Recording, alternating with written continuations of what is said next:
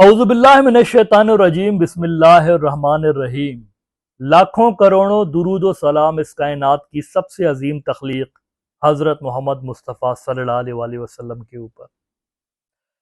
ख़वातीन व हज़रात, आज से तकरीबन 100 साल पहले तक भी ये जो हमारा सब कॉन्टिनेंट का रीजन है, इसके बारे में माना यह जाता था, स्कूलों, यूनिवर्सिटीज़, कॉलेजेस में भी यही पढ़ाया जाता था 100 साल पहले तक। इस सब कॉन्टिनेंट के रीजन की जो तारीख है वैदिक इरा से शुरू होती है।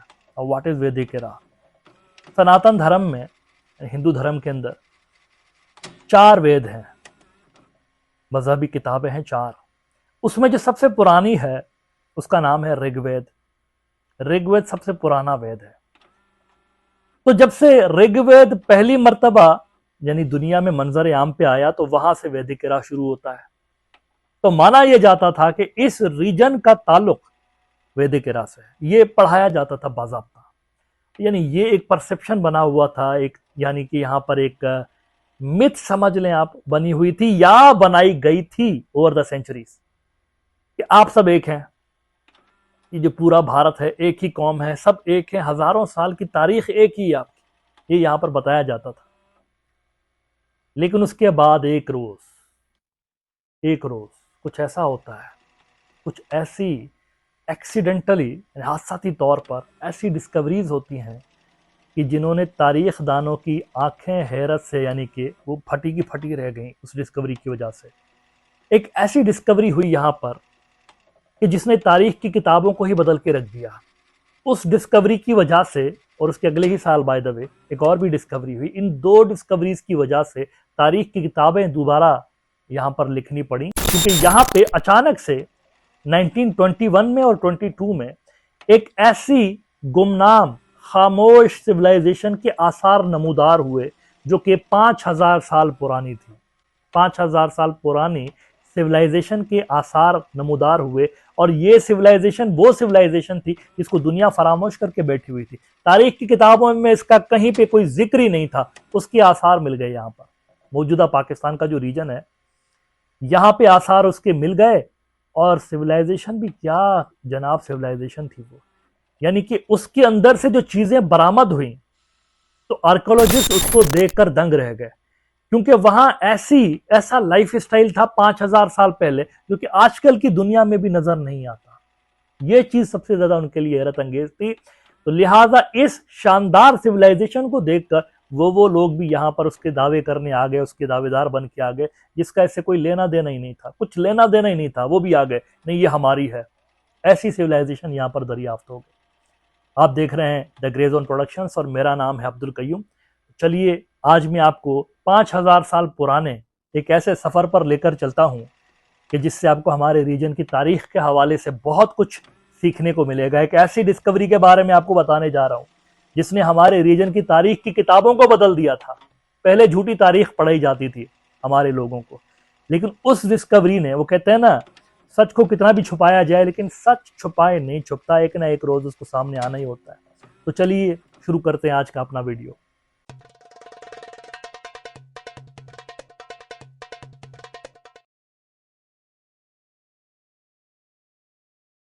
ख़वातीन व हज़रात, 1850 में 1850 में हमारे रीजन के अंदर अंग्रेज साम्राज्य का कब्जा मुस्तहकम हो चुका था। यानी अंग्रेज जो थे मिलिटरली भी काबिज हो चुके थे बड़े हिस्से तक। ट्रेड तो वो पहले से ही हमारा कब्जे में लेकर बैठे हुए थे। 1850 से पहले ही उन्होंने ट्रेड के शिकंजे में सब कॉन्टिनेंट को जकड़ के रखा हुआ था। तो अंग्रेजों ने 1850 में एक फैसला किया। उन्होंने कहा कि अपनी सहूलत के लिए, अपने ट्रूप्स की मूवमेंट के लिए, अपने गुड्स की मूवमेंट के लिए यहाँ पर पाकिस्तान का जो मुल्तान का रीजन है, मुल्तान के रीजन से लेकर लाहौर के रीजन तक एक रेल की पटड़ी बिछाते हैं। ये फैसला उन्होंने किया 1850, आज से पौने 200 साल पहले। अब रेल की पटड़ी तो ये बिछाने लगे, मुल्तान से जा रहे थे टुवार्ड्स लाहौर। चलते चलते चलते पटड़ी बिछाते बिछाते बिछाते काम करते करते करते करते ये पहुंचे हड़प्पा की रीजन के पास। पंजाब का, पाकिस्तान का जो पंजाब है वहां पर हड़प्पा है। जब ये यहां पहुंचे तो इनको एक टीला नजर आया और टीले में इनको कुछ ईंटें नजर आई। अब जरा देखिए तारीख की स्तंभ जरीफी, बहुत सारे लोग अंग्रेज़ों की यानी तारीफ भी करते हैं ना, इतना काम किया, इतना काम किया। इन्होंने जो नुकसानात किए उस पर कोई बात नहीं करता।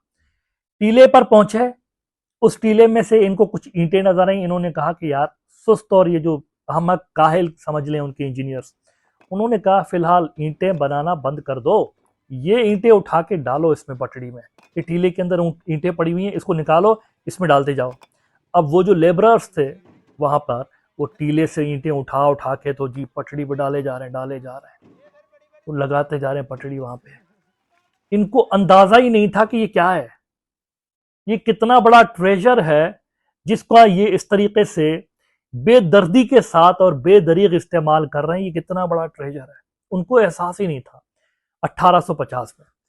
अच्छा, जब ये टीले से ये निकाल रहे थे ईंटें ना, तो कुछ वहां पर इनको सील्स भी मिली, सील्स भी वहां से बरामद हुई। उसके बाद ये होता है, ये 1850 में काम इन्होंने कंप्लीट कर लिया, हो गया सारा कुछ, ये चले गए वहां से बिछा के पटड़ी। उसके बहुत साल के बाद, यानी तकरीबन 70-75 साल के बाद, 1921 में पाकिस्तान के अंदर ही दयाराम साहनी नाम का एक आर्कियोलॉजिस्ट था। वो वहां पर पाकिस्तान का जो लाड़काना का रीजन है कहीं पर उधर बैठा हुआ था, तो वहां पर ये एक रिपोर्ट पढ़ रहा था, आर्कियोलॉजिकल कोई पब्लिकेशन थी, उसकी रिपोर्ट पढ़ रहा था। उस रिपोर्ट में उसको क्या, दयाराम को क्या नजर आया? दयाराम को उसमें एक बड़ी ही चौंका देने वाली चीज नजर आई। उस रिपोर्ट में दयाराम ये देख रहा था असल में कि लाड़काना का, पाकिस्तान का जो इलाका है लाड़काना का, सिंध पाकिस्तान का प्रोविंस है, सिंध प्रोविंस के अंदर लाड़काना का सिटी है, तारीखी शहर है पाकिस्तान का। पाकिस्तान के 2 प्राइम मिनिस्टर्स इस शहर से हुए हैं, यानी कि इतना बड़ा कोई मेट्रोपॉलिटन सिटी नहीं है, यानी आप समझ लें कि 10-15 लाख की इसकी आबादी होगी या 20 लाख की। लेकिन 2 प्राइम मिनिस्टर्स यहाँ से हुए हैं, एक तो जुल्फकार अली भुट्टो जो कि पाकिस्तान के न्यूक्लियर प्रोग्राम का फाउंडर भी था, एक वो यहाँ से थे, दूसरी उनकी बेटी बेनजीर भुट्टो जो कि मुस्लिम वर्ल्ड की पहली खातून वजीर आजम थी, वो भी यहाँ से थी। तो लाड़काना सिटी से 12 किलोमीटर दूर एक और टीला था इस तरह का, हड़प्पा के टीले के जैसा, और उसको जो मकामी लोग थे वो उसको कहते थे मोहनजोदड़ो। मकामी लोग कहते थे मोहनजोदड़ो। मोहनजोदड़ो का मतलब है मुर्दों का टीला, यहां पर मुर्दे हैं, वो कहते थे। अच्छा, वो कहते थे हम अपने बड़ों से सुनते आए हैं कि इधर किसी जमाने में कोई शहर था, लोग रहते थे यहां पर, वो फिर शहर तबाह हो गया, ना जाने कैसे। ये लोकल्स में एक स्टोरी मशहूर थी। तो वहां पर जब भी कभी बारिश होती थी, जोरदार बारिश, तो कुछ चीजें बाहर आ जाती थी टीले से। तो उस मर्तबा जो बारिश हुई थी, उस बारिश में इस टीले से कुछ सील्स, मोहरें बाहर आई। दयाराम वो देख रहा था, उन्होंने वो देखी कि ये टीले में से कुछ सील्स मिली है। जब दयाराम ने वो टीले का की सील्स देखी ना, उस पब्लिकेशन में फोटो वगैरह उसके देखे, तो उसने कहा यार होल्ड ऑन, ये तो वही सील्स हैं जो कि वो जो 1850 में टीले में से ईंटें निकाल निकाल के वो रेल की पटड़ी बिछा रहे थे, तो ईंटों के साथ कुछ सील्स भी बरामद हुई थी। ये तो उससे बहुत ज्यादा मिलती जुलती हैं, एक ही जैसी हैं ये तो। वो समझ गया कि कहानी कुछ बहुत बड़ी है, ये कुछ सिंपल टीले नहीं है दोनों, दिस इज समथिंग ह्यूज।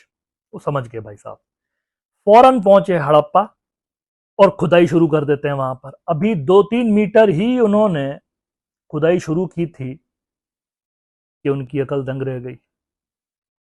ऐसा मुनज़्ज़म रोड्स का नेटवर्क उनको वहां पर नजर आने लगा, ऐसी जबरदस्त किस्म का ड्रेनेज सिस्टम उनको नजर आने लगा।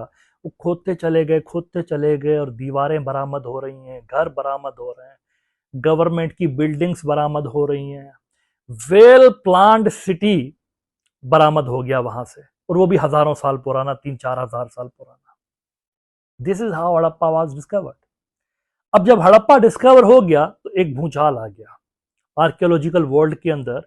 जो माहिरीन थे सारी दुनिया के, वो इसको देखने लगे कि ये क्या डिस्कवरी हुई है, this is something very interesting.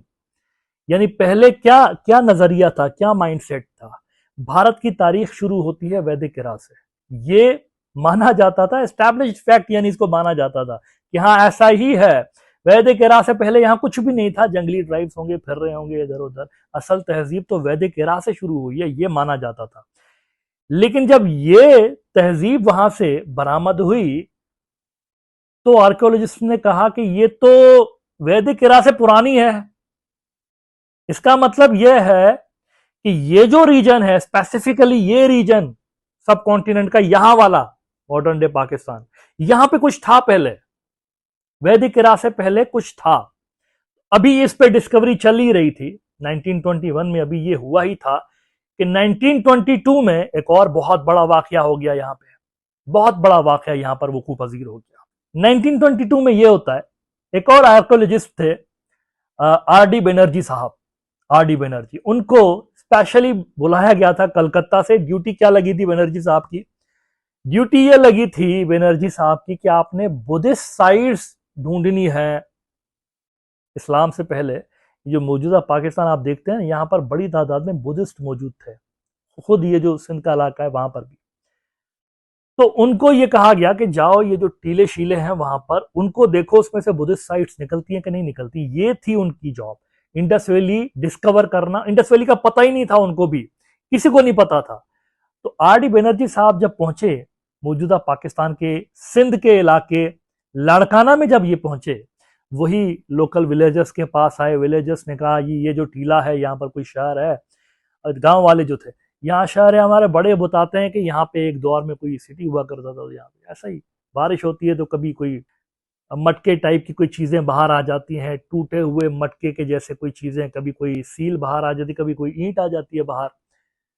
तो आर डी बनर्जी साहब जो थे, उन्होंने यहाँ पर एक खुदाई शुरू कर दी। उन्होंने भी अभी 2 दिन ही उन्होंने गालिबन खुदाई की थी, तो वो भी हैरान होकर रह गए, क्योंकि उनको उस खुदाई के दौरान वही सेम हड़प्पा वाली उससे मिलती जुलती मोहरें मजीद मिलना शुरू हो गई, उससे मिलते जुलते बर्तन इनको मिलना शुरू हो गए, और कुछ सड़कें भी उनको मिली वहां पर। जो ही उन्होंने ये सड़कें और नालियां और ये देखी ना, वो भी समझ गए। बड़े सीनियर आर्कियोलॉजिस्ट थे, उन्होंने कहा this is something very big. फौरी तौर पर अपने सीनियर सर जॉन मार्शल को खत लिख रहे हैं। उन्होंने वहां पर खत लिखा 1922 में कलकत्ता में। जॉन मार्शल को कहा इधर आइए, मैंने कुछ बहुत बड़ा देखा है इसमें, यहाँ पर कुछ बहुत बड़ा है, you come here please. John Marshall फौरी तौर पर पहुंचते हैं वहां पर, और जॉन मार्शल जब खुदाई करते हैं तो उनको तारीख इंसानी की चंद बड़ी सिविलाइजेशंस में से एक इंडस वैली सिविलाइजेशन यहाँ पर नजर आ गई, उसके आसार यहाँ पर नजर आ गए। यानी जो हड़प्पा था वो असल में मोहनजोदड़ो की जो, यानी वो जो सिविलाइजेशन की इब्तदा थी, इब्तदाई दिन थे वो ये थे। बाद में माइग्रेशन हुई है ऊपर की तरफ, सेम लोग थे इन्होंने, यानी मोहनजोदड़ो और हड़प्पा के बीच में 550 किलोमीटर से ज्यादा का डिस्टेंस है। तो ये ऊपर की तरफ सिविलाइजेशन बढ़ती चली गई है इंडस रिवर के किनारे किनारे, इसलिए इसका नाम पड़ा इंडस वैली सिविलाइजेशन। दुनिया की जितनी भी बड़ी तहजीबें देखेंगे आप, किसी न किसी दरिया के किनारे मिलेंगी आपको। चाहे आप मिस्र की देख लें, नील के किनारों पे, वो इराक की देख लीजिए, वो भी दरिया के किनारों पे, चाइना की देख लीजिए दरिया के किनारों पे, ये भी दरिया के किनारों पे। कौन सा दरिया? इंडस, दरियाए सिंध पाकिस्तान के अंदर बहता है। सिंध के इलाके में जब दाखिल होता है पाकिस्तान के, तो वहां पर ये समुद्र से आके मिलता है, बहुत बड़ा दरिया है। उसके किनारों पे आबाद चूंकि ये एक तहजीब थी, तो इसलिए इसका नाम पड़ा इंडस वैली सिविलाइजेशन।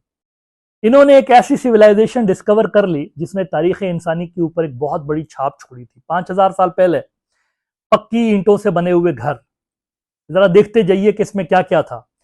पक्की ईंटों से बने हुए घर, और वो भी कोई सिंगल स्टोरी नहीं, डबल ट्रिपल स्टोरी, बास तो ट्रिपल से भी बड़े थे। 5000 साल पहले ये बना रहे थे। और जो सड़कें थी चौड़ी, सड़कें गलियां चौड़ी, इनकी जो नालियां थी, ड्रेनेज सिस्टम था बाकायदा शहर के अंदर, ड्रेनेज सिस्टम सारे शहर में। और वो ड्रेनेज सिस्टम कवर्ड था, खुला हुआ नहीं था, कवर्ड। 5000 years ago. आजकल के बहुत सारे शहरों में नहीं मिलता आपको ये उस वक्त 5000 साल पहले कवर्ड ड्रेनेज सिस्टम रख रहे थे। टॉयलेट हर घर में था, सेकंड फ्लोर पर भी था, थर्ड फ्लोर पर भी था, फर्स्ट फ्लोर पर भी था, इस तरह से टॉयलेट्स उनके थे। और सारों में फ्लश सिस्टम था, और सारों में पानी मौजूद था। पानी की जो व्यवस्था थी बहुत जबरदस्त किस्म की। हर 3-4 घरों के बाद एक सरकारी कुआं था वहां पर, 3-4 घरों के बाद सरकारी कुआं, और वहां पर गवर्नमेंट की तरफ से इंश्योर किया जाता था कि यहां पानी मौजूद होगा। यानी कि शहरी हुकूमत दुनिया की पहली पहली वहां मौजूद थी। अच्छा, एक और प्रूफ मिलता है शहरी हुकूमत का, वहां पर रेजिडेंशियल ब्लॉक्स अलग हैं। Look at this, residential block 5000 साल पहले ये रेजिडेंशियल ब्लॉक है सिटी का, वो अलग है, कमर्शियल अलग है, गवर्नमेंट की बिल्डिंग्स अलग हैं। इस तरह से शहर बना हुआ है। और उसके बाद हर रेजिडेंशियल जो बिल्डिंग है उसकी बैक साइड लग रही है, वो जो पब्लिक एरियाज हैं तो बैक साइड लग रही है ताकि गैर मुतल्लिका लोगों की नज़र वहां पर ना जाए, प्राइवेसी, फैमिली प्राइवेसी।